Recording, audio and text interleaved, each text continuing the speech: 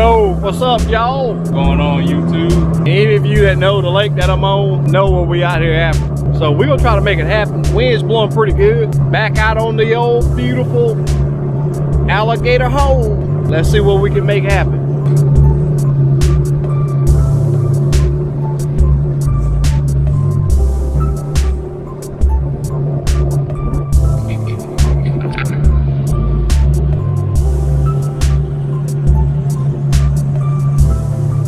I know this wind is gonna be horrible. Hey, it is what it is. We out here. Wait for perfect conditions, you'll never fish. So I asked my son what he had tied on, right?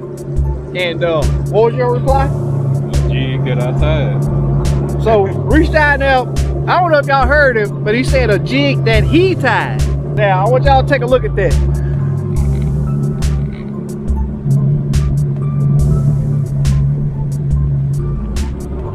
Is that awesome or is that awesome? I know. That's awesome. If he catch something on this personally hand-tied jig, man, you know I'm gonna have to shout and scream. That's gonna be awesome. I see a few over there. Don't look like they spawning yet though. All right, guys, I got a rig up, and what I'm gonna be using is just maybe a 30-second. I might try a jig first. I don't know how aggressive they're gonna be, but my son's starting off with the jig, and I'm gonna give a big shout out to Crappie Head TV. He hooked me up with some fishing line. It's 6-pound test. I'm gonna do a little review on it, and I don't have the package with me. I did have it in the boat. I don't know what happened to it, but this is the I don't know what color this is. I think it's a chartreuse. But he got a couple different colors. I'm gonna start off with that little hand tie right there. See how it works. But back to the string. This is a 6-pound test, and I can actually tie a knot in it without the line breaking. Yes, I am on pro staff with Mad Braid, and it's an awesome line. But this is my buddy, and he sent it to me, and I told him that I'd give it a whirl, let him know how it worked. The one good thing is you could tie it on a knot and it don't break. That's a big positive. As y'all can see, I'm gonna try to zoom in. We got the gators roaming today. I just talked to that kayaker over there, and he had a pretty good one eyeing him. I'm talking about right behind him. That's a small one right there. That's not the big one that was eyeing him. And me and my son had a little conversation with him. I was telling him that they're super bold to be out here with all these gators and them yaks, but he said he's prepared for one that want to act a fool, and that's what's up. Anyway, guys, let's do it. And I'm using the old Thump City. This is the 8-footer, and been an awesome rod. I got it paired also with the Shimano Sahara. This is an old school boy right here.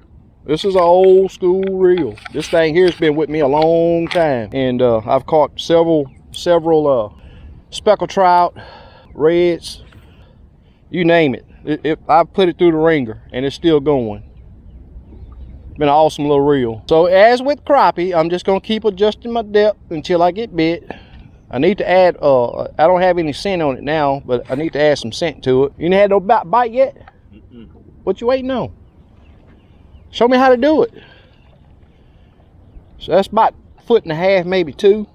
I'm gonna go and bump it down. See if I can't entice one of these big old red ear into biting. This little line is casting pretty decent. I'm gonna see how I perform throughout the day.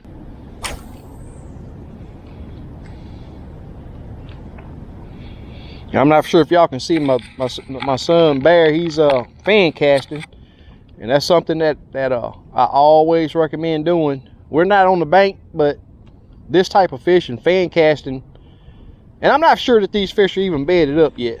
So this is an area that they bed in, and it's all about just, you know, casting, fan casting, and seeing if we can find an active fish. Water temp 75, so they should be bedding. I would think they are, but the crappie were running way behind this year, and you know, usually when one piece of nature runs behind, the rest of it does also. But we just gonna pill around and have a good day. It's always awesome when I got my son on the boat. And we just gonna mess around and see what we can make happen. He didn't talk no noise on the way over here talking about big fish or nothing. He ain't want to do no bet. Yeah, I gotta do me some scent. I'm gonna put me a crappie nibble on, see what happens.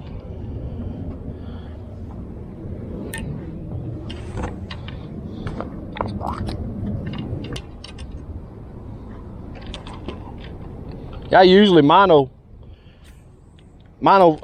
use mono on my bluegill setups, but this stuff's casting pretty good. We brought us some worms also, so if it get downright too hard, we'll try some worms too. Something over there yanking my crappie nibble, y'all. They're gonna make me go ahead and put a worm on there. They're gonna have to work to get that off. There ain't no way that crappie nibble falling off like that. They might even be hitting it before it even get straight on the cork.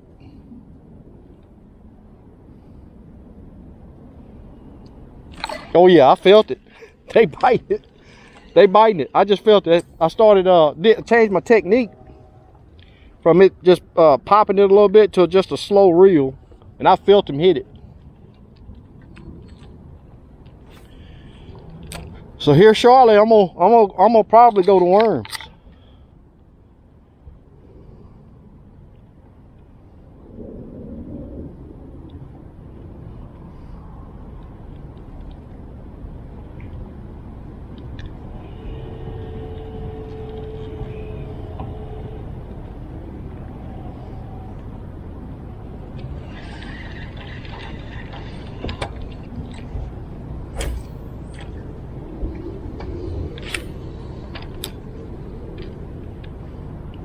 So what I'm doing, as soon as it stand up, I'm just starting to slow reel it.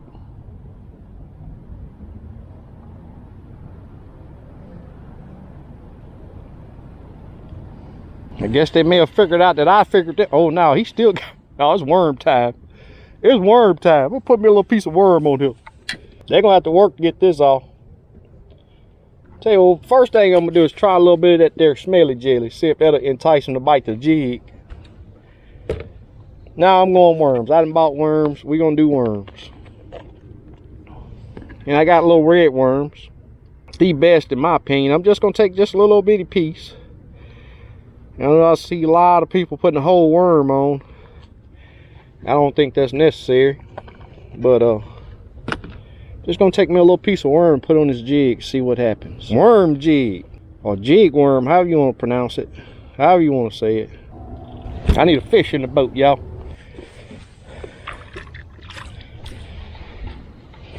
I think this gonna be the trick, because they hitting it.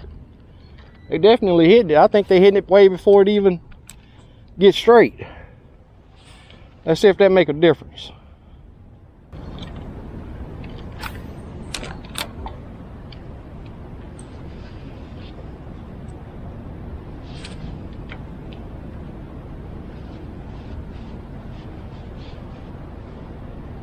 That's what I like about that 106 SV, because I got all options. I got 2D, got down imaging, got side imaging, got maps.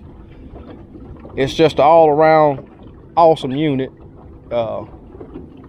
Any of you guys that are thinking of getting into live scope, this would be an awesome unit for you to get.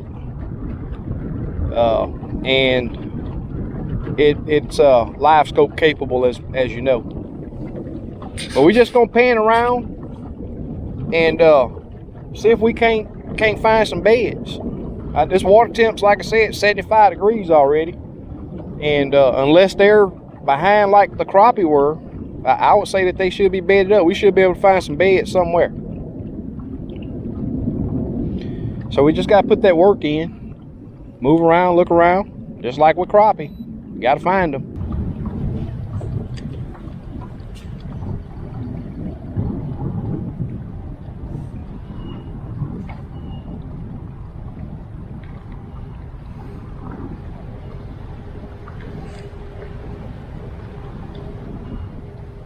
Felt one bump.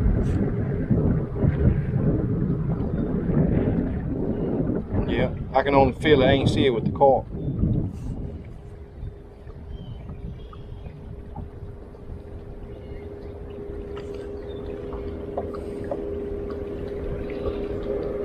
Now,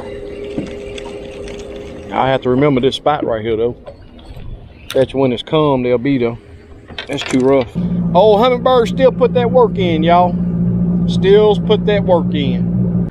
And as y'all can see, the wind is blowing, almost white capping in some areas. But knowing how to get on those protected banks makes a world of difference. So we found a little area, got some beds in it. Now we're testing to see if they're active beds. And gotta adjust the depth. Same, gotta start all over.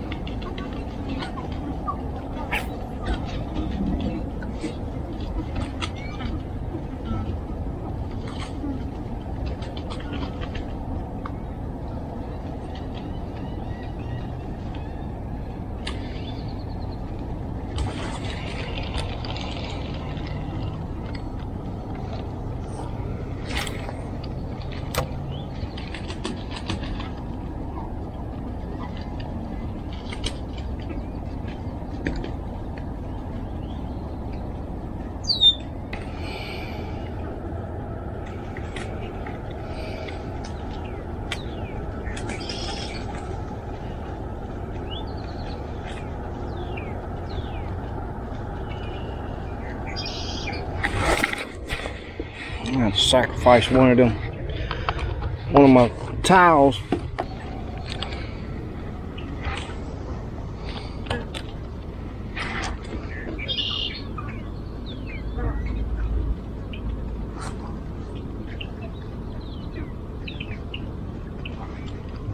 I'm gonna drop anchor. This daggone troll mode dancing too much.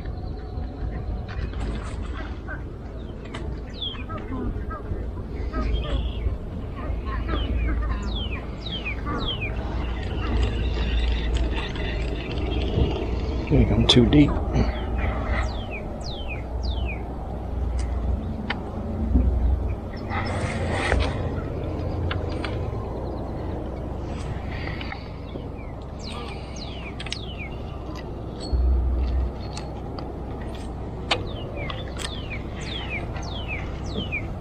Uh-oh.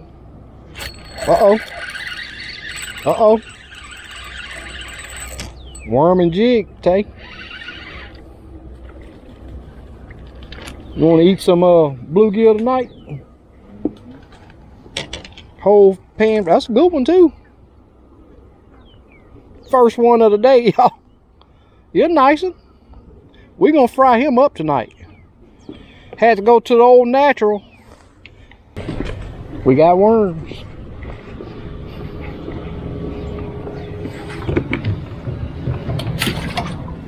See that bed? You up there quite a pretty good ways.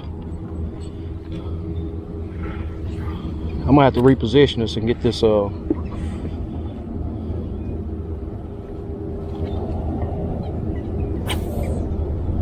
boat situated. Sure you don't want none of that? You sure you don't want none of that? Better come on to the natural side. That's a good one too. He fighting like a good one. Oh yeah. Oh yeah. Oh yeah.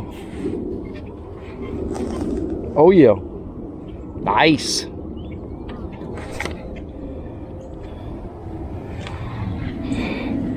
Those are gonna be tasty. I'll get this boat situated. Drop the anchors.